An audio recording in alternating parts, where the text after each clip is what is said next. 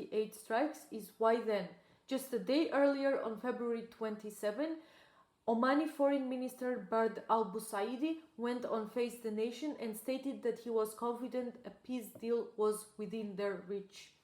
He also confirmed that Iran had agreed to a big concession on several points. They would never develop nuclear material for a bomb, they would blend down the existing stockpiles, as well as grant the International Atomic Energy Agency full access for verifying upon the deal.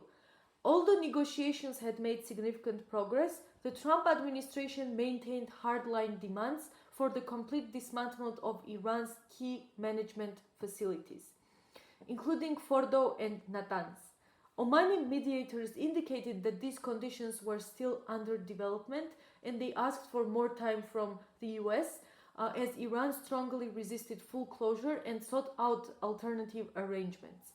While Oman was asking for more time to iron out these details, the US and Israel launched the campaign. This suggests that for Trump administration, the goal was never a better deal, but rather the total regime change.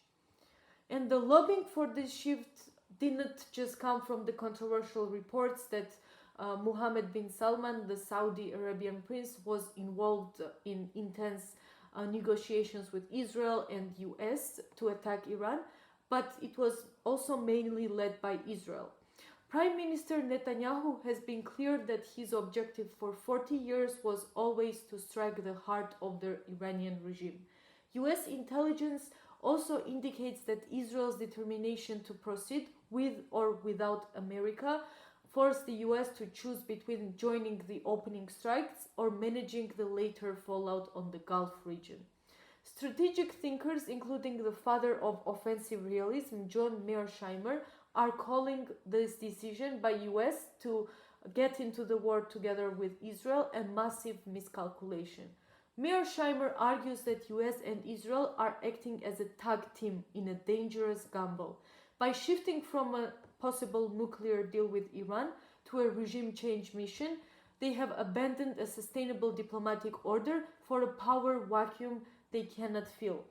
Mearsheimer warns that bombing your way to diplomacy has never worked in Iran, and that targeting a leader like Khamenei only serves to unify the nation against foreign aggression. Trump is banking on a Venezuela-style collapse, but unlike Maduro's case, there is no evidence of an internal opposition within the IRGC willing to lead a transition. Iran's response to US-Israeli strikes has become immediate and regional in scope, with every Gulf nation experiencing the brunt of anger by IRGC. Because the US used regional hubs like Al-Darfa in the Emirates and Ali al-Salem in Kuwait for combat sorties and electronic warfare, Tehran has treated these host nations as active participants in hostilities.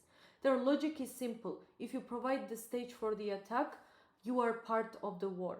While most expected strikes on military bases, the transition to hitting civilian and energy infrastructure across the entire Gulf region has been a total shock.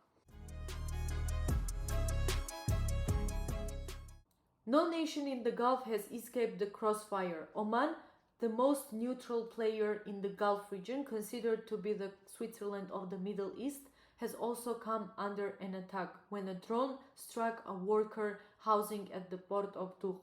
Similarly, in Bahrain, drones hit residential building in Manama, and in Dubai, debris hit Palm Jumeirah, resulting in 3 deaths.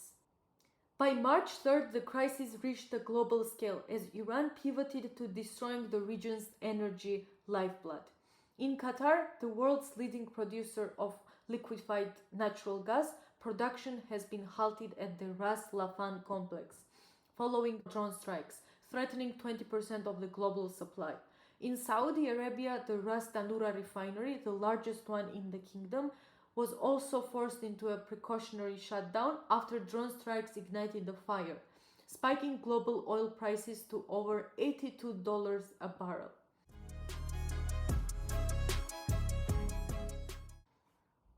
President Trump has suggested that the entire operation would last 3 to 4 weeks maximum and potentially end even earlier.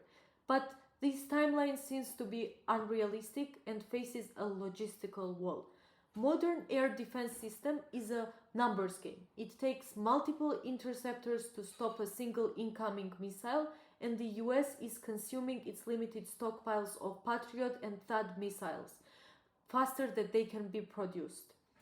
Once these interceptor stocks are depleted, the US loses its shield for its regional bases and allies and leaves the entire region exposed to the ensuing chaos.